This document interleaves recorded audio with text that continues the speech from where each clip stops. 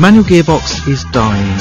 On this episode of Car and Driver Abroad, we show you why it's worth saving with a little help from a rear-wheel drive Lamborghini Gallardo LP550 and some of the most beautiful Italian roads you could ever hope to. For 5 decades, these hills have been the stomping ground of test drivers from Ferrari, Lamborghini and latterly the likes of Pagani too.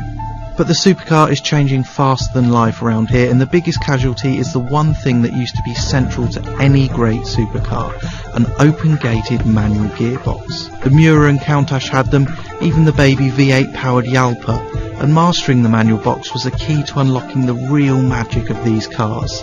Now you just flip a paddle.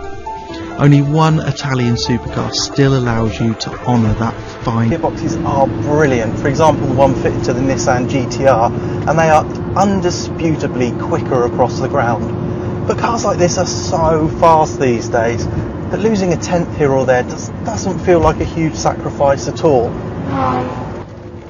So how old school is the LP550?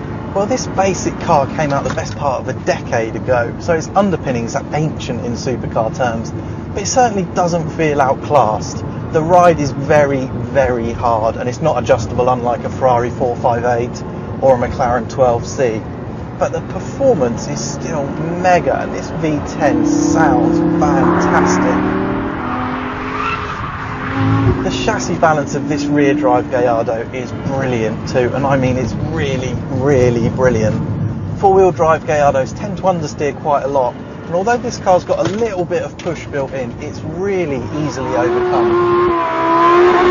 So let's talk about that balance. This car does everything. For the most part it feels grippy and neutral, really hooked up.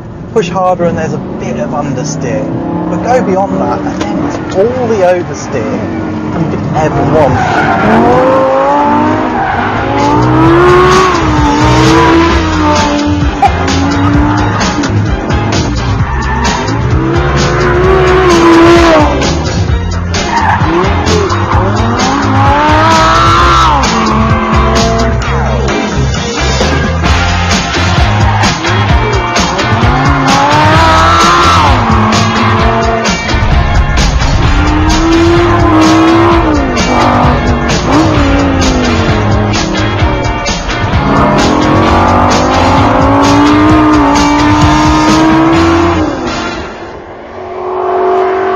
Where does this car fit with its rivals? Its natural rivals, I guess, are the Ferrari 458 and the McLaren 12C, although this is quite a lot cheaper. This is the cheapest car Lamborghini build, a manual gearbox, steel brakes, which are lovely, much better than Lambo's ceramics, which are often really grabby.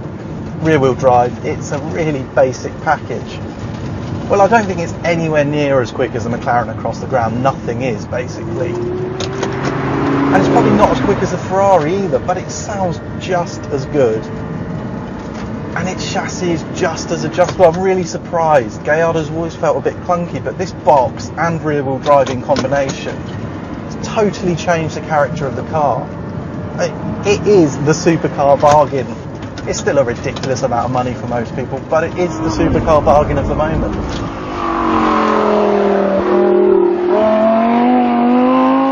It's late autumn in Italy, and these are the last days of sunshine. And on these roads, I'm not sure I'd rather be in anything else. This car has been so much fun today, much more than I expected actually. There's just a delicacy to it that Gallardos have never had before, and I really, really like that. This recipe of a supercar with an open-gated manual box might be falling out of fashion very, very quickly, but on the road, it is still an incredibly compelling experience.